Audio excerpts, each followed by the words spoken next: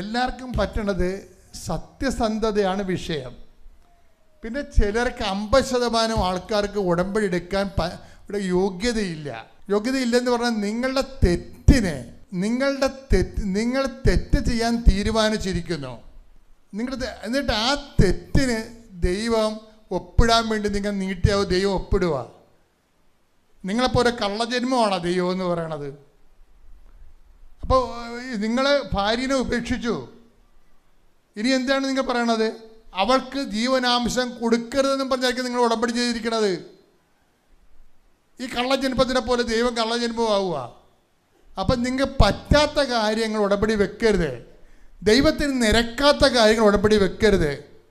കാരണം നിങ്ങൾ വർഷങ്ങളായിട്ട് മനുഷ്യന്മാരെ പറ്റിച്ചും തെണ്ടിച്ചും ഒക്കെ ജീവിക്കണ ഒരു ജന്മമായിരിക്കാം. ആലപ്പുഴ ഉടമ്പടി കൂടെ വെക്കണം, അവിടെ എല്ലാ അനുഗ്രഹം കിട്ടുമെന്ന് പറയുമ്പോൾ നിങ്ങൾ ഓർക്കണത് നിങ്ങൾ കാണിക്കുന്ന പോക്രിത്തരങ്ങളൊക്കെ എല്ലാം ദൈവം ഓശാന പാടുമെന്നാണ് വിചാരിക്കണത്. It is nonsense. മറിച്ച് നിങ്ങൾ അനുതാപമാണ് ഇതിൻ്റെ മെയിൻ കാരണം. നിങ്ങൾക്ക് ദൈവത്തെ വേണമെന്നുണ്ടെങ്കിൽ നിങ്ങൾ ഇന്ന് ജീവിക്കുന്ന നിങ്ങളുടെ അഭിവൃദ്ധിയോട് ജീവിക്കാൻ ദൈവം നിങ്ങൾക്ക് അഭിഷേകവും അനുഗ്രഹം തരണമെന്നുണ്ടെങ്കിൽ നിങ്ങൾ ആദ്യം ദൈവത്തിൻ്റെ വഴികളിലൂടെ വരണം. ദൈവത്തിൻ്റെ വഴികളിലൂടെ വരാൻ നിങ്ങൾ എന്താണ് ഉടമ്പടിയിൽ ആദ്യം വെക്കേണ്ട നിയോഗം? കർത്താവേ, എനിക്ക് അനുതാപം തരണം. വർഷങ്ങളായിട്ട് എനിക്ക് അനുതാപമില്ല.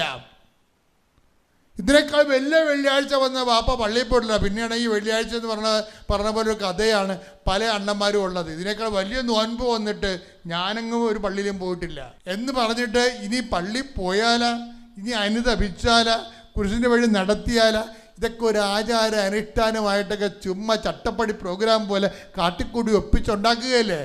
ഇതെല്ലാം ദൈവത്തിന് മുമ്പ് സ്വീകാര്യമാണോ? ദൈവത്തിന് മുമ്പ് സ്വീകാര്യമാണെങ്കിൽ ഒറ്റ കാര്യമേ ഉള്ളൂ. എന്താണത്? തകർന്ന ഹൃദയമാണ്, നുറുങ്ങിയ ഹൃദയമാണ് കർത്താവിന് സ്വീകാര്യമായ ബലി. നമുക്കെല്ലാവർക്കും കൃപാസനം മരിയൻ പ്രത്യക്ഷീകരണ മധ്യസ്ഥ പ്രാർത്ഥന ഏറ്റുചൊല്ലി പ്രാർത്ഥിക്കാം. അമ്മേ പരിശുദ്ധ അമ്മേ, ദൈവമാതാവേ, കൃപാസനത്തിലൂടെ ഞങ്ങൾക്കും ഞങ്ങളുടെ ദേശത്തിനും അമ്മ മധ്യസ്ഥം തേടി തന്ന എല്ലാ അനുഗ്രഹങ്ങൾക്കും കൃപകൾക്കും ഞങ്ങളിപ്പോൾ ഹൃദയം നിറഞ്ഞ നന്ദി പറയുന്നു. സ്തുതിച്ചു പ്രാർത്ഥിക്കാം. Hallelujah, hallelujah. നാളിതുവരെ ഞങ്ങൾക്ക് ലഭിച്ച എല്ലാ കൃപകൾക്കും അനുഗ്രഹങ്ങൾക്കും നന്ദി പറയുന്നു. Hallelujah, hallelujah. മഹത്വം, മഹത്വം. ദൈവപിതാവേ നന്ദി, ദൈവപിതാവേ മഹത്വം, ദൈവപിതാവേ ആരാധന.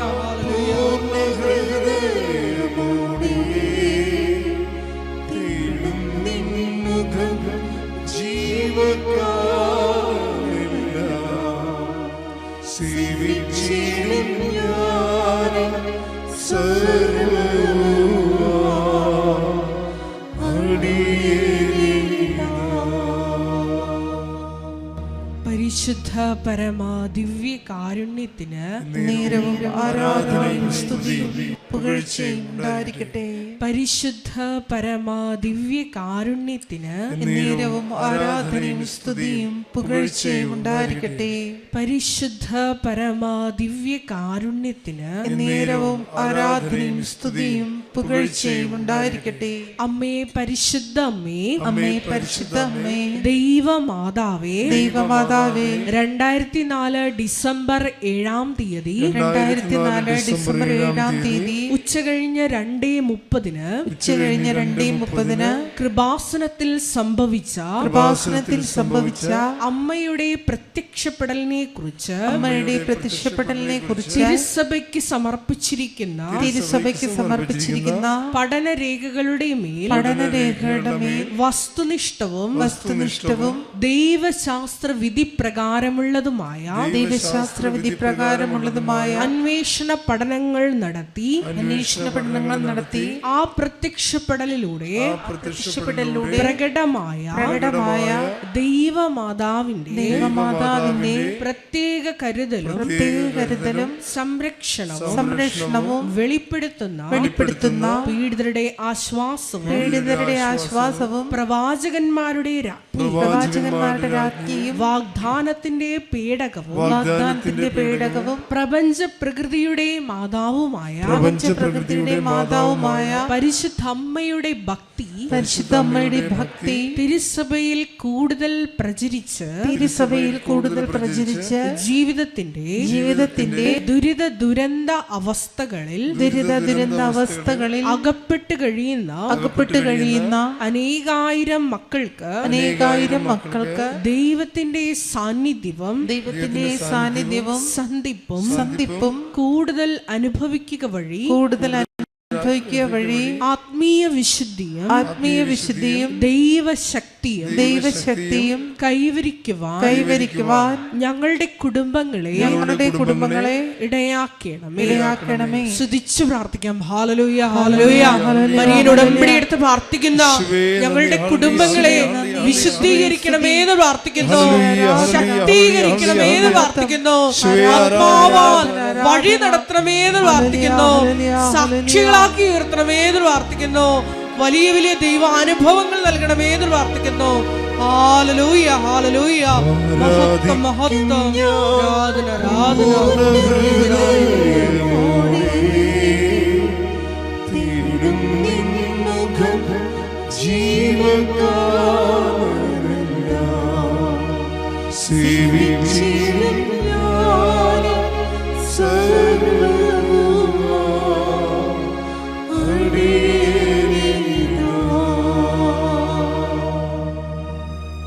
പരിശുദ്ധ പരമാദിവ്യ കാരുണ്യത്തിന് നേരവും ആരാധനയും സ്തുതിയും പുകഴ്ചയും ഉണ്ടായിരിക്കട്ടെ. പരിശുദ്ധ പരമാദിവ്യ കാരുണ്യത്തിന് നേരവും ആരാധനയും സ്തുതിയും പുകഴ്ചയും ഉണ്ടായിരിക്കട്ടെ. പരിശുദ്ധ പരമാദിവ്യ കാരുണ്യത്തിന് നേരവും ആരാധനയും സ്തുതിയും പുകഴ്ചയും ഉണ്ടായിരിക്കട്ടെ. അമ്മേ പരിശുദ്ധ അമ്മേ പരിശുദ്ധ അമ്മേ, ഭൂസ്വർലോകങ്ങളുടെ രാജ്ഞിയായ അങ്ങയ്ക്ക് ഭൗമ സംരക്ഷണത്തിനായി പ്രപഞ്ച പ്രകൃതിയെ തന്നെ തിരുസഭ പ്രതിഷ്ഠിക്കുവാൻ ഈ പ്രത്യക്ഷീകരണം വഴി ഇടയാക്കണമേ. പരിശുദ്ധ അമ്മേ, ജപമാല മാതാവേ, സകല കൃപാസനം പ്രാർത്ഥനകളോടും ചേർത്ത് ഞങ്ങളിപ്പോൾ പ്രാർത്ഥിക്കുന്ന ഈ സമൂഹത്തിന്റെ പ്രത്യേക നിയോഗങ്ങളും മൗനമായിട്ട് നമ്മുടെ വ്യക്തിപരമായ പ്രാർത്ഥനാ വിഷയങ്ങളും സമാനമായിട്ടുള്ള ജീവിത ദുരിതങ്ങളിലൂടെ കടന്നു പോകുന്ന മക്കളെയും കൃപാസനത്തിൽ ജീവനോടെ പ്രത്യക്ഷയായ ദൈവമാതാവിൻ്റെ മധ്യസ്ഥതയിൽ ദിവ്യകാരുണ്യ സന്നിധിയിൽ സമർപ്പിച്ച് നമുക്കൊരു നിമിഷം മൗനമായി പ്രാർത്ഥിക്കാം.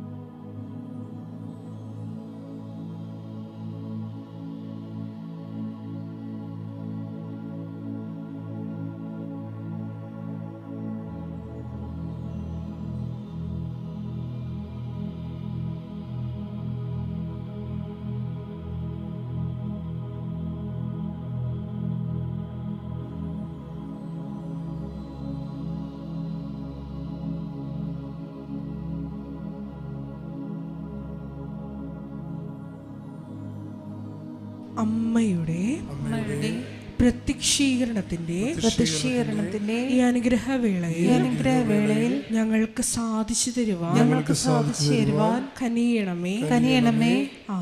ആമേൻ. ഈശോയ്ക്കും പരിശുദ്ധ അമ്മയ്ക്കും എന്നെയും എൻ്റെ ഭാര്യയെയും പ്രത്യക്ഷീകരണത്തിൻ്റെ സാക്ഷിയാക്കിയതിൽ നന്ദി. എൻ്റെ പേര് അച്ചു ടോമി, ഇതെൻ്റെ ഭാര്യ സീനിയ അച്ചു. ഞങ്ങൾ വരുന്നത് എറണാകുളത്തെ കണ്ടാട ഇടവകയിൽ നിന്നാണ് വരുന്നത്.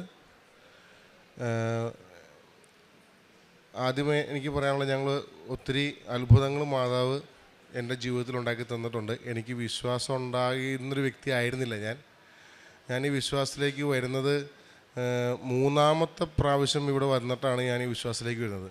ആദ്യത്തെ തവണ വന്നപ്പോൾ ഈ വഴിയെ പോയി ഇതൊക്കെ തട്ടിപ്പാണ്, ഇതൊന്നും ഇങ്ങനെ നടക്കുന്ന കാര്യങ്ങളൊന്നുമല്ല, ഇതൊക്കെ ഒരു വെറുതെ വെറുതെ ഒരു തട്ടിപ്പാണെന്നൊക്കെ പറഞ്ഞു പോയി. രണ്ടാമത്തെ തവണ വീണ്ടും ഇവിടെ ഇതിലേ വന്നു.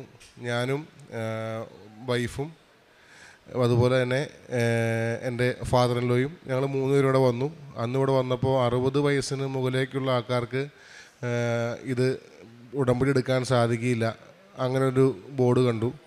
അപ്പോൾ ഞാൻ പറഞ്ഞു, ഇതൊക്കെ വെറും ബിസിനസ് കാശുണ്ടാക്കാൻ വേണ്ടി വെച്ചിരിക്കുന്ന കാര്യങ്ങളാണ്, ഇതൊക്കെ നിങ്ങളെന്തിനാ ഈ തിരക്ക്, രാവിലെ വന്നാൽ രാത്രി ഇവിടുന്ന് പോകാൻ പറ്റില്ല. അങ്ങനെ പറഞ്ഞ് ഇവരെയും കൂട്ടിക്കൊണ്ട് ഞാൻ വീണ്ടും ഇവിടുന്ന് പോയി. അങ്ങനെ ഇരിക്കെ എൻ്റെ വൈഫിന് നല്ല വിശ്വാസം ഉണ്ടായിരുന്നു. കാരണം ധാരാളം പല ആൾക്കാർ വഴിയിലൊക്കെ ആൾക്ക് പേപ്പർ കൊണ്ടു കൊടുക്കും, അതൊക്കെ വായിക്കും. ആളുടെ അനുഭവത്തിൽ ഈ കൊണ്ടു തരുന്ന ആൾക്കാർക്ക് ഉണ്ടാകുന്ന അത്ഭുതങ്ങളൊക്കെ പറയാറുണ്ടായിരുന്നു. ഞാൻ ഈ പേപ്പർ വായിച്ചിട്ട് അതിനെ വരെ ഞാൻ കളിയാക്കുമായിരുന്നു. ഇത് നടക്കണ കാര്യമൊന്നുമല്ല, ഒരു പേപ്പറിൻ്റെ വഞ്ചി ഉണ്ടാക്കി വെള്ളത്തിലേക്ക് ഇട്ടു, കണ്ണ് തിരിഞ്ഞ് നോക്കുമ്പോൾ അതൊരു വള്ളമായി മാറി എന്നൊക്കെ പറഞ്ഞ് ആൾക്കാർ ചുമ്മാ കഥ പറയുന്നതെന്നൊക്കെ പറഞ്ഞ് ഞാൻ കളിയാക്കുന്നുണ്ടായിരുന്നു. പക്ഷേ അതൊന്നുമല്ല സംഭവിച്ചത്. ഈ മൂന്നാമത്തെ തവണ വന്നു, ഞങ്ങൾക്ക് ഒത്തിരി സാമ്പത്തിക ബുദ്ധിമുട്ടുകളുണ്ടായി. ഞങ്ങൾ കോടതി കേസും കാര്യങ്ങളെല്ലാം നേരിടുന്നുണ്ടായിരുന്നു. ആ സമയത്ത് അങ്ങനെയാണ് ഞങ്ങൾ ഉടമ്പടിയിലേക്ക് വരുന്നത്. ഉടമ്പടി എടുത്തു കഴിഞ്ഞതിന് ശേഷവും എനിക്ക് വിശ്വാസം ഉണ്ടായിരുന്നില്ല. ഞാൻ പറയും, നീ ഒറ്റയ്ക്ക് പ്രാർത്ഥിച്ചാൽ മതി, നീയല്ലേ ഉടമ്പടി എടുത്തത്, ഞാൻ ഉടമ്പടി എടുത്തിട്ടില്ലല്ലോ, ഞാനത് കൂടെ ഇരുന്നോളാം, ഞാൻ ആ തിരിയിലൊന്നും തൊടുന്നില്ല, എണ്ണയൊന്നും എടുക്കില്ല, അങ്ങനെയൊക്കെ പറഞ്ഞു പോയി. പക്ഷേ ആൾ പ്രാർത്ഥിക്കുന്നുണ്ടായിരുന്നു. അങ്ങനെ ഞങ്ങൾക്ക് ഉണ്ടായിരുന്ന സാമ്പത്തിക ബുദ്ധിമുട്ടുകളും ഈ കോടതി കേസുകളെല്ലാം ഞങ്ങൾ മാതാവിന് മുൻപിൽ കഴക്കിൽ വെച്ച് ഞങ്ങൾ പ്രാർത്ഥിച്ചു, ഉടമ്പടി എടുത്തു. ഞങ്ങൾക്ക് ബിസിനസ്സിൽ ഉണ്ടായിരുന്നു, എനിക്കൊരു ട്രാൻസ്പോർട്ടേഷൻ കമ്പനി ഉണ്ടായിരുന്നു. അപ്പോൾ അതിൽ ഭയങ്കര സാമ്പത്തികപരമായിട്ട് ബുദ്ധിമുട്ടിൽ ഞങ്ങൾ നിൽക്കുകയായിരുന്നു, കടമൊക്കെ വന്നിട്ട് എന്ത് ചെയ്യുമെന്നറിയാതെ. അങ്ങനെയാണ് ഉടമ്പടി എടുക്കുന്നത് തന്നെ. ആ ഉടമ്പടി എടുത്ത ഒരു 2 ആഴ്ചയ്ക്കുള്ളിൽ തന്നെ എൻ്റെ ഫാദർ ഇൻ ലോയും പുള്ളിയുടെ ഫാദറിൻ്റെ ഫ്രണ്ട് വഴി ഒരു പാർട്ടി വന്നു. ഇവർ ഞങ്ങളുടെ എല്ലാ ബാധ്യതകളും ഏറ്റെടുത്തുകൊണ്ട് തന്നെ ആ ബിസിനസ് അവർ ടേക്ക് ഓവർ ചെയ്തു. അത് ഞാൻ ഒട്ടും പ്രതീക്ഷിക്കുന്നില്ല. അപ്പോൾ തൊട്ട് ഞാൻ ചിന്തിക്കുന്നുണ്ട്, ഇത് എങ്ങനെ സംഭവിച്ചു. ഞങ്ങൾ കുറേ കാലമായിട്ട് നോക്കുന്നൊരു കാര്യം വെറും 2 ആഴ്ച കൊണ്ട് തന്നെ മാതാവായിട്ട് നടത്തി തന്നു. അവിടെ തൊട്ട് ഞാൻ ചിന്തിക്കാൻ തുടങ്ങി. അതിനുശേഷം എൻ്റെ ജീവിതത്തിലുണ്ടാകുന്ന ചെറിയ ചെറിയ കാര്യങ്ങൾ, വളർത്തുമൃഗങ്ങൾക്കുണ്ടാകുന്ന സൗഖ്യം, ഇങ്ങനെയൊക്കെ വന്നപ്പോഴാണ് ഞാൻ വിശ്വാസത്തിലേക്ക് പൂർണ്ണമായിട്ടും വന്നത്. അത് കഴിഞ്ഞ് ഞങ്ങൾ നേരിട്ടൊരു പ്രശ്നം വെച്ചാൽ, ഞങ്ങൾ ചെറിയൊരു സാമ്പത്തിക ഇടപാടിൽ, അതായത് ഞങ്ങളൊരാൾക്ക് കുറച്ച് പൈസ കൊടുത്ത് അതൊരു ഞങ്ങളെ അയാൾ പറ്റിച്ച് ആ കാശ് കൊണ്ട് പോയി. ഞങ്ങൾ അവിടെ ബുദ്ധിമുട്ടിൽ വീട് പണയം വെച്ചിട്ടാണ് ആ പൈസ കൊടുത്തത്. അങ്ങനെ ഇരിക്കുന്ന സമയത്ത് ഞങ്ങൾ അതെല്ലാം തിരിച്ചടയ്ക്കാൻ പറ്റാതെയൊക്കെ ഞങ്ങൾ ഇങ്ങനെ പൊയ്ക്കൊണ്ടിരിക്കുന്നത്. അത് ഞങ്ങൾ കോടതിയിൽ കേസായിരുന്നു. ഈ കേസ് അത് നടത്തിക്കൊണ്ടിരുന്ന ആൾക്കാർ, ഞങ്ങളെ പരിചയപ്പെടുത്തിയ ആൾക്കാരെല്ലാവരും കൂടി ഇതൊരു അവധിയിലേക്ക് നീട്ടി വെച്ച് ആ എതിർകക്ഷിക്ക് ഫേവറബിളായിട്ടുള്ള രീതിയിൽ പൊയ്ക്കൊണ്ടിരിക്കുകയായിരുന്നു. അപ്പോൾ ഞങ്ങൾ പ്രാർത്ഥിച്ചു, മാതാവേ, ഞങ്ങൾക്ക് ഈ എതിര് നിൽക്കുന്നവരാരായാലും എന്തെങ്കിലും അല്ല, ഞങ്ങൾക്ക് ഇങ്ങനെയുള്ള ബുദ്ധിമുട്ടുകൾ എന്തെങ്കിലും ഉണ്ടെങ്കിൽ ഇതില്ല, നീ മാറ്റി തരണമെന്ന് പ്രാർത്ഥിച്ചു. ഒരു 3 ആഴ്ച പരമാവധി. അതിനുള്ളിൽ തന്നെ ആ വക്കീലിൻ്റെ ജൂനിയർ ഞങ്ങളെ സംസാരിക്കുകയും അയാളുമായിട്ടുണ്ടാകും ചെറിയൊരു വാക്ക് തർക്കത്തിൽ ഈ സീനിയർ വക്കീൽ ഞങ്ങളോട് പറയുകയുണ്ടായി, നിങ്ങൾ ഈ കേസ് ആർക്കാന്ന് വെച്ചാൽ ഇഷ്ടമുള്ള ആൾക്ക് കൊടുത്തോളൂ, അല്ലെങ്കിൽ ഞാൻ തന്നെ സജസ്റ്റ് ചെയ്യാമെന്നാൽ വേറൊരു വക്കീലിനെ നിങ്ങൾക്ക് ഇഷ്ടമുള്ള ആൾക്ക് കൊടുക്കാം, വേറെ കാര്യം പ്രശ്നങ്ങളൊന്നുമില്ല, ഇനി നിങ്ങൾ ആ രീതിക്ക് മുന്നോട്ട് പൊക്കോന്ന് പറഞ്ഞു. അത് അത്ഭുതം എന്ന് പറയട്ടെ, 6 മാസമായിട്ട് ഒരു പേപ്പർ പോലും അനങ്ങാതെ ഇരുന്ന ആ കേസ് മാതാവിൻ്റെ കൃപ കൊണ്ട് ഞങ്ങൾ പുതിയൊരു നല്ലൊരു വക്കീലിനെ ഞങ്ങളത് ഏൽപ്പിച്ചു. 1.5 മാസം കൊണ്ട് ആ കേസിൽ ഞങ്ങൾക്ക് അതിൻ്റെ എക്സ്പാർട്ടി വിധി കിട്ടി. ഇനി ആ സമയത്ത് തന്നെ ഞങ്ങൾക്ക് അതിൻ്റെ ബാലൻസ് കോർട്ട് ഫീ അടയ്ക്കാനുണ്ടായിരുന്നു. അതേ സമയത്ത് തന്നെയാണ് ഞങ്ങൾക്ക് വീടിൻ്റെ ജപ്തി നോട്ടീസും വന്നത്. എന്ത് ചെയ്യുന്നറിയില്ല, 5 ലക്ഷം രൂപയോളം കടത്തിൽ ആ സ്പോട്ടിൽ ഞങ്ങൾക്ക് ഉണ്ടാക്കണം. 5 ലക്ഷം രൂപ ഞങ്ങൾക്ക് ഉണ്ടാക്കുകയും വേണം, കോടതിയിൽ ബാലൻസ് പൈസ കെട്ടിവെക്കണം, അതുപോലെ തന്നെ ഈ വീടിന് ജപ്തി ഒഴിവാക്കണം. എന്ത് ചെയ്യും? ക്രിസ്മസ് വന്നു, ഡിസംബർ 25 ആയി. ക്രിസ്മസിൻ്റെ സമയത്ത് ഞങ്ങൾ വീട്ടിൽ നിന്ന് ഇറങ്ങി കൊടുക്കണം, എന്ത് ചെയ്യുമെന്നറിയില്ല. അങ്ങനെ നിൽക്കുന്ന സമയത്താണ് ഞങ്ങൾ ഡിസംബർ 7 ഇവിടെ മാതാവിൻ്റെ മാതാവ് പ്രത്യക്ഷപ്പെട്ട ആ ദിവസം ഉണ്ടായിരുന്നു.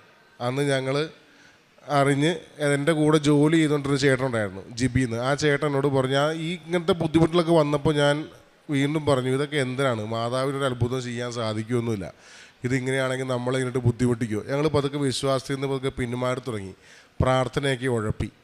അങ്ങനെ വന്നപ്പോൾ ഈ ചേട്ടൻ ഞങ്ങളോട് പറഞ്ഞു, എടാ നീ പ്രാർത്ഥിക്കുന്ന രീതി ശരിയല്ല, നീ ഈ വിശ്വാസത്തിലേക്ക് വരണം, നീ ഉടമ്പടിയിലേക്ക് വരണം, അവൾ മാത്രമേ ഇപ്പോൾ നിങ്ങൾ ഉടമ്പടിയിലുള്ളൂ, അങ്ങനെ ഉടമ്പടിയിലേക്ക് വരണമെന്ന് പറഞ്ഞു, നീ പ്രാർത്ഥിക്കണമെന്ന് പറഞ്ഞു. അതായത് നീ മാതാവിനോട് പ്രാർത്ഥിക്കുക, മാതാവ് എനിക്കൊന്നിനും കഴിവില്ല, ശക്തിയില്ല, എല്ലാം എനിക്ക് മുന്നേ പോയി നീ നടത്തി തരണം എന്ന് പ്രാർത്ഥിക്കുക എന്ന് പറഞ്ഞു. അങ്ങനെ പ്രാർത്ഥിച്ചു. ജൂലൈ 7 ഇവിടെ ഞങ്ങൾ രാവിലെ വന്നു. 2 മണിക്ക് ഞങ്ങൾ എറണാകുളത്ത് നിന്ന് പുറപ്പെട്ട് ഇവിടെ ഒരു 3-3:30 ആയപ്പോൾ വന്നു. 4 മണിക്ക് ഇവിടെ വെയിറ്റ് ചെയ്ത് ഞങ്ങൾ രാവിലെ തന്നെ മാതാവിൻ്റെ രൂപത്തിൽ ഞങ്ങൾ തൊട്ട് പ്രാർത്ഥിക്കാൻ സാധിച്ചു. കുർബാന കൂടി ഇവിടുന്ന് എല്ലാ പരിപാടിയെല്ലാം കഴിഞ്ഞൊരു ഉച്ചയോടുകൂടി അടുത്തപ്പോഴാണ് ഞങ്ങളിവിടെ തിരിച്ചു പോകുന്നത്. മനസ്സിന് വളരെ ഒരു സന്തോഷമുണ്ടായ ഒരു കാര്യമായിരുന്നു അത്. കാരണം മാതാവ് പ്രത്യക്ഷപ്പെട്ട ആ ദിവസം ഇവിടെ വരാൻ സാധിച്ചു. അതിനുശേഷം പിന്നെ നടന്നതെല്ലാം മാതാവാണ് നടത്തിയത്. ഞങ്ങൾക്കൊന്നും അറിയില്ല. ഞങ്ങൾക്ക് ഇനി വിൽക്കാനോ പണയം വെക്കാനോ ഒന്നും ഞങ്ങളുടെ കയ്യിലില്ല. ഞങ്ങൾക്ക് കോടതിയിൽ കെട്ടിവെക്കാനുള്ള പൈസ എൻ്റെ ഫാദറിൻ്റെ വഴി തന്നെ ഞങ്ങൾക്ക് കണ്ടെത്തി തന്നു. അതുപോലെ തന്നെ ജപ്തി നടപടികൾ, അവിടുത്തെ മാനേജർ ഒരു കാര്യത്തിൽ അടുക്കില്ലാത്തൊരു മനുഷ്യൻ. ഞങ്ങൾ എന്ത് പറഞ്ഞാലും ആൾ എതിര് പറയുന്നു. നിങ്ങൾ അടുത്ത ആഴ്ച തന്നെ വീട്ടിൽ നിന്ന് ഇറങ്ങണം, ഞങ്ങൾ ലേലത്തിന് വെക്കുകയാണെന്നൊക്കെ പറഞ്ഞു. ഇതൊന്നും ഞങ്ങൾ വളരെ ബുദ്ധിമുട്ടിലായി. ആ ആളുടെ അടുത്ത് ഞാൻ ഒരു ഉപ്പ്, നമ്മുടെ ഉപ്പ് ഒരു ചെറിയൊരു തുവാലിൽ കയ്യിലെടുത്തിട്ട് ഉപ്പ് കയ്യിൽ പിടിച്ചിട്ട് ഞാൻ മാതാവിനോട് വിശ്വാസ പ്രമാണം ചൊല്ലി പ്രാർത്ഥിച്ചിട്ട് ഈ മാനേജറെ ഞാൻ പോയി കണ്ടു.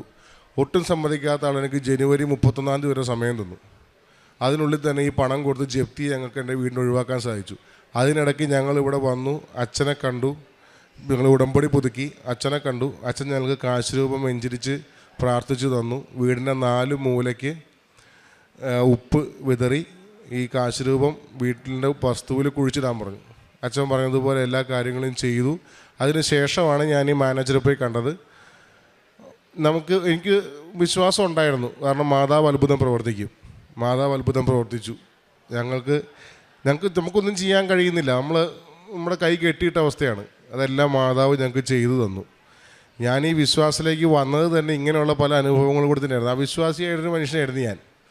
അതുപോലെ തന്നെ ഞങ്ങൾ മൂലം എൻ്റെ വൈഫിന് ജോലി കിട്ടി. ആൾക്ക് ജോലി ഉണ്ടായിരുന്നത് ഒരു ചെറിയൊരു കമ്പനിയിൽ ചെറിയ തുച്ഛമായ ശമ്പളത്തിലായിരുന്നു. അതിനുശേഷം ഒരു ഇൻ്റർവ്യൂ എടുത്തിരുന്നു. ആ ഇൻ്റർവ്യൂവിൽ അവർ പറഞ്ഞത്, പെണ്ണുങ്ങൾക്ക് ഞങ്ങൾ ജോലി കൊടുക്കില്ല, ആണുങ്ങൾക്ക് മാത്രമേ ഉള്ളൂ. അത് ടൈമിങ് രാവിലെ 8 തൊട്ട് രാവിലെ 10 തൊട്ട് രാത്രി 8 വരെയാണ് സമയം. ഈ സമയത്ത് വരെ ബസ് റൂട്ടൊന്നുമില്ല. കാക്കനാട് സെസ്സിലാണ് ജോലി. അപ്പോൾ നിങ്ങൾക്ക് വരാൻ കഴിയില്ല എന്നൊക്കെ പറഞ്ഞ് ആൾ ഒഴിവാക്കി. പക്ഷേ ഒരു 2-3 മന്ത്സിനുള്ളിൽ തന്നെ ഇവർ തിരിച്ച് വൈഫിനെ വിളിച്ചു. വൈഫിന് ആ ജോലി കിട്ടി. ഈ പ്രശ്നങ്ങളൊന്നുമില്ല, അവർക്കൊരു ബുദ്ധിമുട്ടുമില്ല. നല്ല ശമ്പളത്തിലൂടെ ഒരു അമേരിക്കൻ ബേസ് കമ്പനിയാണ്. ആൾ ഉടമ്പടിയിൽ മാതാവിനോട് ഇത് വെച്ച് പ്രാർത്ഥിച്ചിരുന്നു. അതങ്ങനെ തന്നെ സംഭവിക്കുകയും ചെയ്തു. പിന്നെ ഉണ്ടായി ഞങ്ങൾ ഡെയിലി ലൈഫിൽ ഞങ്ങൾ തൈലവും ഉപ്പും തേനും എല്ലാം യൂസ് ചെയ്യും. ഞങ്ങൾ എപ്പോഴും ഏത് യാത്രയ്ക്ക് ഇറങ്ങുമ്പോഴും അതിനുശേഷം ഏത് യാത്രയ്ക്ക് ഇറങ്ങുമ്പോഴും തൈലം തൊട്ട് കുരിശ് വരച്ച് ഉപ്പ് വിതറി ഞങ്ങൾ തേൻ ഒരു നുള്ളു നാവിൽ വെച്ചിട്ടാണ് ഞങ്ങൾ എല്ലാ കാര്യങ്ങളും ചെയ്യുന്നത്. അതുകൊണ്ട് തന്നെ ജീവിതത്തിൽ എല്ലാ ദിവസവും ഉണ്ടാകുന്ന തടസ്സങ്ങളും ബുദ്ധിമുട്ടും എല്ലാം മാറി കിട്ടുന്നുണ്ട്. മാത്രമല്ല നമ്മളൊക്കെ ഒന്നും ചെയ്യാൻ കഴിവില്ല, പക്ഷേ അതെല്ലാം മാതാവ് നമുക്ക് ചെയ്തു തരും. അങ്ങനെ അത്ഭുതമാണ് ജീവിതത്തിൽ നടന്നുകൊണ്ടിരിക്കുന്നത്. അതുപോലെ തന്നെ ഞങ്ങൾ കാരണം നമുക്ക് വളരെ സന്തോഷമാണ്. ഞങ്ങൾ കാരണം 2 കുടുംബങ്ങൾ വിശ്വാസത്തിലേക്ക്, മാതാവിൻ്റെ വിശ്വാസത്തിലേക്ക് വന്നു. അവർ വന്ന് ഉടമ്പടി എടുത്തു. ആ ചേച്ചി ഒരാൾ വൈഫിൻ്റെ കൂടെ ജോലി ചെയ്യുന്ന ഒരു ആളാണ്. അവരുടെ വീട്ടിൽ ഒത്തിരി അത്ഭുതങ്ങൾ സംഭവിച്ചു. അതുപോലെ തന്നെ പ്രേക്ഷിത പ്രവർത്തനങ്ങൾക്ക് വേണ്ടിയിട്ട് അവർ ചെയ്യുന്നുണ്ട്, ഞങ്ങളും ചെയ്യുന്നുണ്ട്. ഇതെല്ലാം ഞങ്ങൾക്ക് വളരെ ഒരു അത്ഭുതമായിട്ടാണ് തോന്നിയത്. കാരണം ഇങ്ങനെ ചെയ്യാനായിട്ട് ഇതൊന്നും നടക്കില്ല എന്ന് കരുതിയിരുന്നൊരു കാലത്ത് അതിൽ നിന്നും എല്ലാം വ്യത്യസ്തമായി ഇങ്ങനെയല്ല ജീവിക്കേണ്ടത്. നമുക്ക് ജീവിതത്തിന് ഒരു ലക്ഷ്യം വേണം. നമുക്ക് ജീവിതത്തിൽ ലക്ഷ്യബോധം ഉണ്ടാവും. നമ്മുടെ കൂടുതൽ എന്നും നമ്മൾ ദൈവത്തോട് അടുത്ത് നമ്മൾ ജീവിക്കണം. ഇതെല്ലാം തട്ടിപ്പൊക്കെയാണെന്ന് പറഞ്ഞ് പോകുന്നത് പോലെയല്ല. നമ്മുടെ ജീവിതത്തിന് ലക്ഷ്യവും കാര്യങ്ങളെല്ലാം ഉണ്ടാകുന്നത് നമ്മൾ പ്രാർത്ഥനയും ദൈവത്തോടു കൂടെ അടുത്ത് ഭക്തിയോട് പോകുമ്പോഴാണ് ഉണ്ടാകുന്നത്. അപ്പോൾ നമ്മൾ മറ്റുള്ളവർക്ക് ചെയ്യുന്ന നന്മ ചെയ്യുന്നതനുസരിച്ച് നമ്മുടെ ജീവിതത്തിലേക്ക് വീണ്ടും ധാരാളം നന്മകളും സന്തോഷവും എല്ലാം ഉണ്ടാവും. നമ്മുടെ കുടുംബത്തിൽ ഐക്യവും സമാധാനവും എല്ലാം ഉണ്ടാവും. എൻ്റെ വീട്ടിലെല്ലാവരും പലരും അങ്ങോട്ടും ഇങ്ങോട്ടും മിണ്ടാതെയും സംസാരിക്കാതെയും മിക്കപ്പോഴും വഴക്കും കാലൊക്കെ ഉണ്ടായിക്കൊണ്ടിരുന്നതാണ്. ഇപ്പോൾ വളരെ ഐക്യത്തിലാണ് ഈ പോകുന്നത്. വെച്ചാൽ വീട്ടിൽ നമ്മൾ പ്രാർത്ഥന മുടക്കരുത് ഒരു കാരണവശാലും. ഞങ്ങളുടെ രണ്ടുപേരുടെയും ജോലിയുടെ സ്വഭാവം വെച്ചിട്ട് ഞങ്ങൾക്ക് സന്ധ്യാപ്രാർത്ഥന ചെല്ലാൻ പറ്റാറില്ല. കാരണം ആൾ രാത്രി വീട്ടിൽ വരുമ്പോൾ 9:30-10 മണിയാവും. ഞാനും ചിലപ്പോൾ പല സ്ഥലത്തായിരിക്കും. എന്നിരുന്നാലും എങ്ങനെയൊക്കെയാണെങ്കിലും ഞങ്ങൾ ഒന്നിച്ച് വീട്ടിൽ വന്നു കഴിയുമ്പോൾ ഞങ്ങൾ റൂമിലിരുന്ന് ഒന്നിച്ച് ഞങ്ങൾ പ്രാർത്ഥന ചൊല്ലി ഉടമ്പടി പ്രാർത്ഥനയും ചൊല്ലിയതിന് ശേഷം മാത്രമേ ഞങ്ങൾ കടന്നുറങ്ങാറുള്ളൂ. രാവിലെ അതുപോലെ തന്നെ 2 ആഴ്ച കൂടുമ്പോൾ ഞങ്ങൾ കുമ്പസാരിക്കും, കാര്യങ്ങളും എല്ലാം ചെയ്യും. പറ്റാവുന്ന രീതിയിൽ എല്ലാ കാര്യങ്ങളും ചെയ്യുന്നുണ്ട് ആൾ. തൈലവും ഉപ്പും തേനും അത് നമ്മുടെ ഡെയിലി ലൈഫിൽ നമ്മളിത് ഉപയോഗിച്ച് തുടങ്ങി. പതിയെ നമ്മുടെ ഈ മാതാവിനോടുള്ള ഉടമ്പടി പ്രാർത്ഥന എന്ന് പറയുന്നത് നമ്മുടെ ഡെയിലി റുട്ടീനിലൊരു ഭാഗമായി മാറി. നമ്മളത് പിന്നെ ചെയ്യണ്ടേ ചോദിക്കേണ്ട കാര്യമില്ല. നമ്മളറിയാതെ നമ്മളത് ചെയ്യും. നമ്മൾ എന്നും രാവിലെ എഴുന്നേൽക്കുന്നു, കുളിക്കുന്നു, പല്ല് തേക്കുന്നു എന്ന് പറയുന്ന പോലെ ഡെയിലി റുട്ടീനായിട്ട് മാറും. അങ്ങനെ ആയിക്കഴിഞ്ഞ് കഴിയുമ്പോൾ നമുക്ക് എല്ലാ കാര്യങ്ങളും മാതാവ് നമുക്ക് തരും. അതാണ് എൻ്റെ വിശ്വാസം. പിന്നെ ഇന്നുണ്ടായ അത്ഭുതം എന്ന് പറയുന്നത്, എനിക്ക് ചുമ ഒരു 4-3 ദിവസമായിട്ട് ചുമയായിരുന്നു. ചുമ നിർത്താതെ ചുമച്ചുകൊണ്ടിരിക്കുകയാണ് ഞാൻ. ഇന്നുണ്ടായ അത്ഭുതമാണത്. ഞാൻ രാവിലെ ഞങ്ങൾ പ്രാർത്ഥന കഴിഞ്ഞിട്ട് തേൻ നാവിൽ വെച്ചു, തൈലം എല്ലാം കഴിഞ്ഞിട്ടാണ് വന്നത്. ഇവിടെ വന്ന് എന്നോട് സിസ്റ്റർ സാക്ഷ്യം പറയാൻ പറഞ്ഞപ്പോൾ ഞാൻ പറഞ്ഞു, എനിക്ക് നല്ല ചുമയാണ്, എനിക്ക് സംസാരിക്കാൻ പറ്റുമെന്ന് തോന്നുന്നില്ല. വൈഫ് സംസാരിച്ചോളൂന്നാണ് പറഞ്ഞത്, സാക്ഷ്യം പറയുമെന്നാണ് പറഞ്ഞത്. പക്ഷേ ഇതുവരെ ഞാൻ സംസാരിച്ചിട്ട് നിങ്ങൾ ആരെങ്കിലും ഞാനൊരു ചുമ പോലും ചുമച്ചില്ല. എനിക്ക് ചുമ തന്നെ വന്നിട്ടില്ല. എനിക്ക് തൊണ്ടവേദന ഉണ്ടായിരുന്നു, നല്ല തൊണ്ടവേദനയായിരുന്നു. എനിക്ക് വെള്ളം കുടിക്കാൻ പറ്റില്ല. ഇതുവരെ പച്ചവെള്ളം പോലും കുടിച്ചിട്ടില്ല. ഇത് വെള്ളം തൊണ്ടയിൽ നിറക്കുമ്പോൾ എനിക്ക് വേദന എടുക്കും. ഞാൻ ഇതുവരെ ഒരു ചുമച്ചിട്ടില്ല. ഇത്ര മണിക്കൂറായി അവിടെ വന്നിട്ട്. എനിക്ക് അതിന് ശേഷം ആദ്യം എന്നോട് സിസ്റ്റർ പറഞ്ഞു ചെല്ലണമെന്ന് പറഞ്ഞു. ഞാൻ പറഞ്ഞു എനിക്ക് ചുമയാൻ പറ്റില്ല എന്ന് പറഞ്ഞു. അത് കഴിഞ്ഞ് വൈഫിനോട് പറഞ്ഞു, വൈഫ് പറഞ്ഞു നോക്കി, വീണ്ടും രണ്ടാമത് എന്നോട് പറഞ്ഞു. അപ്പോഴും ഞാൻ പറഞ്ഞു പറ്റില്ല, എനിക്ക് ചുമയാണെന്ന് പറഞ്ഞു. പക്ഷേ മാതാവിൻ്റെ വിധി അതായിരുന്നിരിക്കാം. ഞാൻ തന്നെ പറയണം ഇവിടെ സാക്ഷ്യം. പിന്നെ ആ പയ്യൻ വന്ന് പറഞ്ഞു, ചേട്ടൻ പറഞ്ഞാൽ മതി എന്ന് പറഞ്ഞു. അപ്പോഴും ഞാൻ മടിച്ചു നിന്നു. പക്ഷേ എന്നിട്ട് ഞാനായിട്ട് പറഞ്ഞു, ശരി ഞാൻ പറയാതെ, നീ പറയണ്ട, സാക്ഷ്യം ഞാൻ പറയാമെന്ന് പറഞ്ഞു. എനിക്ക് ഇതുവരെ ചുമയും വന്നില്ല, ഒരു പ്രശ്നങ്ങളുമില്ല, തൊണ്ടയ്ക്ക് വേദനയില്ല, ഒന്നുമില്ല. അതും മാതാവിൻ്റെ അത്ഭുതമാണ് ഇപ്പോൾ ഉണ്ടാക്കി തന്നത്. ഇന്നും മാതാവിന് സ്തുതി, ദൈവത്തിന് സ്തുതി. എൻ്റെ പേര് സെലിൻ വടക്കൻ. ഞാൻ ജർമ്മനിയിൽ നിന്ന് സാക്ഷ്യം പറയാനായിട്ട് വന്നതാണ്. ഞാൻ എറണാകുളം അങ്കമാലി രൂപതയിൽ നിന്ന് ആണ് ഇപ്പോൾ സാക്ഷ്യം പറയാനായിട്ട് ഇവിടെ വന്നിരിക്കുന്നത്. കഴിഞ്ഞ 1 വർഷമായി ഞാൻ എൻ്റെ വിസ മാറ്റിയടിക്കുന്നതിനായിട്ട് ജർമ്മനിയിലെ ഓഫീസുകളിൽ കയറാത്ത ഓഫീസുകൾ ഉണ്ടായിരുന്നില്ല.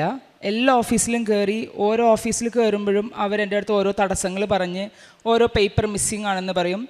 അവർ പറയുന്ന പേപ്പറുമായിട്ട് ഞാൻ ചെന്നാലും നെക്സ്റ്റ് ടൈം വീണ്ടും അവർ പേപ്പർ മിസ്സിങ് പറഞ്ഞ് എന്നെ തിരിച്ചു വിടുമായിരുന്നു.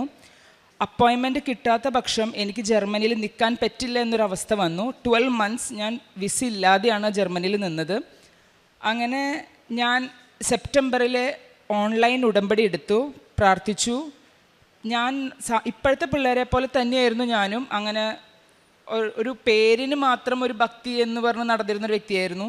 പ്രാർത്ഥിക്കും, പള്ളിയിൽ പോകും, ആവശ്യത്തിന് മാത്രം. അങ്ങനെ ഉടമ്പടി എടുത്തു. എങ്ങനെ പ്രാർത്ഥിക്കണമെന്ന് ഞാൻ ഉടമ്പടിയിലൂടെയാണ് മനസ്സിലാക്കിയത്. ഞാൻ ഡെയിലി പ്രാർത്ഥിച്ചിരുന്നു, രാവിലെയും വൈകുന്നേരം പ്രാർത്ഥിച്ചു. ജർമ്മനിയിൽ നമുക്ക് ഈ സേവനം ചെയ്യാനും മറ്റുമായിട്ട് റെസ്ട്രിക്ഷൻസ് ഉണ്ടായിരുന്നു. എന്നിരുന്നാലും ഞാനൊരു ജർമ്മൻ അമ്മാമ്മേനെ 1 മാസ കാലയളവ് ശുശ്രൂഷ ചെയ്തിരുന്നു. അതോടൊപ്പം തന്നെ വീക്കെൻഡ്സിൽ അവിടെ ഭിക്ഷ യാചിച്ചിരുന്നവർക്ക് ഞാനൊരു ഷവർമ്മ മേടിച്ചു കൊടുത്തിരുന്നു ഭക്ഷണമായിട്ട്. അങ്ങനെ ഞാൻ എൻ്റെ വിസയ്ക്ക് അപേക്ഷിച്ചു. വിസയ്ക്ക് അപ്പോയിൻമെൻറ്റ് കിട്ടിയില്ല. ഒക്ടോബർ 30 എനിക്ക് വിസയ്ക്ക് അപ്പോയിൻമെൻറ്റ് കിട്ടിയാൽ മാത്രമാണ് ജർമ്മനിയിൽ ഫർദറായിട്ട് എനിക്ക് അവിടെ നിൽക്കാൻ പറ്റുമായിരുന്നുള്ളൂ. അങ്ങനെ ഞാൻ ഒക്ടോബർ 15 വരെ കാത്തു. എനിക്ക് വിസയ്ക്ക് ഡേറ്റ് കിട്ടിയില്ല. പലതവണ ഞാൻ ഓഫീസിൽ കയറി, അവരൊന്നും അപ്പോഴൊന്നും ഡേറ്റ് തന്നില്ല. അങ്ങനെ ഞാൻ 15-ാം തീയതി അപ്പോയിൻമെൻറ്റ് ഇല്ലാതെ തന്നെ ഇന്ത്യൻ എംബസിയിൽ പോയി. അവിടുത്തെ സെക്യൂരിറ്റി ചേട്ടന്മാരുടെ അടുത്ത് ഞാൻ കാര്യം പറഞ്ഞു. അവരൊന്നും അത് കേൾക്കാൻ കൂടെ തയ്യാറല്ലാതെ എന്നെ തള്ളി മാറ്റുക ചെയ്തിരുന്നേ. അങ്ങനെ ഞാൻ അവിടെ നിന്ന് മാതാവിനോട് പറഞ്ഞു, എനിക്ക് എന്തെങ്കിലും ഒരു വഴി കിട്ടിയേ മതിയാവൂ, എനിക്ക് ഇവിടുന്ന് അപ്പോയിൻമെൻറ്റ് ഇല്ലാതെ പോകാൻ പറ്റില്ല. അങ്ങനെ ഞാൻ നിന്നു. അന്നേരമാണ് ഒരു ഒരു ഒരു സെക്യൂരിറ്റി ചേട്ടൻ തന്നെ, ഒരു തരി മനസ്സലിവൊക്കെ ഉള്ളൊരു സെക്യൂരിറ്റി ചേട്ടൻ പുറത്ത് വന്നപ്പോൾ ഞാൻ നിന്ന സ്ഥലത്ത് നിന്നിട്ട് തന്നെ വളരെ ഉച്ചത്തിൽ ഞാൻ 12 മാസം സ്ട്രഗിൾ ചെയ്ത എല്ലാ കാര്യങ്ങളും ഉറക്കെ ഞാൻ പറഞ്ഞു. അങ്ങനെ എന്തോ മാതാവിൻ്റെ ഇടപെടൽ കൊണ്ട് ആണെന്ന് ഞാൻ വിശ്വസിക്കുന്നു. ആ സെക്യൂരിറ്റി ചേട്ടൻ എൻ്റെ നിന്ന് ഞാൻ ഫീസ് അടച്ച ചലാനും അതുപോലെ തന്നെ ഞാൻ വിസയ്ക്ക് വെച്ച അപ്ലിക്കേഷൻ ഫോമും എൻ്റെ പാസ്പോർട്ടും ആൾ മേടിച്ച് അകത്തേക്ക് പോയി. അപ്പോൾ പുറത്ത് എന്നെപ്പോലെ തന്നെ വിസ അടിക്കാൻ കാത്തു നിന്നിരുന്ന കുറേ ചേച്ചിമാരും ചേട്ടന്മാരും ഉണ്ടായിരുന്നു. അവരെല്ലാം പറഞ്ഞു, ഇത് അവർ ഫോർമാലിറ്റിക്ക് മേടിച്ച് കൊണ്ടുവന്നതാണ്, ഒരിക്കലും നിങ്ങൾക്ക് അപ്പോയിൻമെൻറ്റ് കിട്ടില്ല, അത് പ്രതീക്ഷിച്ചിരിക്കേണ്ട. അങ്ങനെ ഞാൻ ആ നേരം മാതാവിൻ്റെ അടുത്ത് പറഞ്ഞു, മാതാവ് എന്നൊരു ശക്തി ഉണ്ടെങ്കിൽ എനിക്കിപ്പോൾ അപ്പോയിൻമെൻറ്റ് കിട്ടണം, അതെങ്ങനെയെന്നൊന്നുമില്ല, എനിക്ക് അപ്പോയിൻമെൻറ്റ് കിട്ടിയാൽ മാതാവ് എന്നൊരു ശക്തി ഉണ്ടെന്നും അതോടൊപ്പം തന്നെ ഞാൻ ആസ് സൂൺ ആസ് പോസിബിൾ ഞാൻ നെക്സ്റ്റ് ലീവ് എടുത്ത് ഇവിടെ കൃപാസനത്തിൽ വന്ന് സാക്ഷ്യം പറയുമെന്നും പറഞ്ഞു. എന്തോ അത്ഭുതം എന്ന പോലെ വിത്തിൻ 2 minutes അവരെന്നെ അകത്ത് വിളിച്ചു. എന്നിട്ട് പറഞ്ഞു, ജർമ്മൻ ഗവൺമെൻറ്റിൻ്റെ ചരിത്രത്തിൽ ഇന്നേ വരെ കൊടുക്കാത്ത രീതിയിലാണ് സ്പെഷ്യലായിട്ട് ഞങ്ങൾ ഇങ്ങനൊരു വിസ അപ്പോയിൻമെൻറ്റ് കൊടുക്കണേ. അത് എനിക്ക് കിട്ടിയ അപ്പോയിൻമെൻറ്റിൽ അവരുടെ സീലോ സിമ്പലോ ഒന്നുമില്ല, ബട്ട് സ്റ്റിൽ അവരതെല്ലാം എഴുതി അപ്പോയിൻമെൻറ്റിൻ്റെ ഡേറ്റ് ടൈം. എനിക്ക് അപ്പോയിൻമെൻറ്റ് കിട്ടിയത് October 31. അന്നായിരുന്നു എനിക്ക് ലാസ്റ്റായിട്ട് കിട്ടിയില്ലെങ്കിൽ ജർമ്മനി വിടേണ്ട ദിവസമായിരുന്നു. അങ്ങനെ അപ്പോയിൻമെൻറ്റ് കിട്ടി. January 15 വിസ എൻ്റെ കയ്യിൽ കിട്ടി. ഞാൻ 1.5 വർഷത്തെ വിസയ്ക്കാണ് ഞാൻ അപേക്ഷിച്ചത്. എനിക്ക് വിസ അടിച്ച് കിട്ടിയത് 3 വർഷത്തിനാണ്. ഇപ്പോൾ ഞാൻ 5 daysന് വേണ്ടി അവിടെ നിന്ന് ലീവ് എടുത്ത് ഞാൻ സാക്ഷ്യം പറയാനായിട്ട് ഇവിടെ വന്നേക്കുകയാണ്. ഇതാണ് എനിക്ക് അമ്മ മാതാവ് വഴി യേശു ക്രിസ്തുവിൽ നിന്ന് കിട്ടിയ അനുഗ്രഹം. ഞാൻ എൻ്റെ സെപ്റ്റംബറിൽ എടുത്ത ഉടമ്പടി, ഓൺലൈൻ ഉടമ്പടി തീർന്നിട്ടും ഞാൻ ഉടമ്പടിയിൽ തന്നെയായിരുന്നു ജീവിച്ചിരുന്നത്. ഉടമ്പടി പുതുക്കിയിട്ടുണ്ടായിരുന്നില്ല, ബട്ട് സ്റ്റിൽ ഞാൻ അതിൽ തന്നെ ഫോളോ ചെയ്തിരുന്നു ഈ ദിവസം വരെ. ഇന്ന് ഞാനിവിടെ വന്ന് തീർത്ഥാടന ഉടമ്പടി എടുത്തു. ഇനിയും ഞാൻ എൻ്റെ ലൈഫ് ഇതുപോലെ തന്നെ ഉടമ്പടിയിൽ തന്നെ ഫോളോ ചെയ്യാനാണ് ഉദ്ദേശിക്കുന്നത്. ഈശോ എൻ്റെ രക്ഷകനാകുന്നു.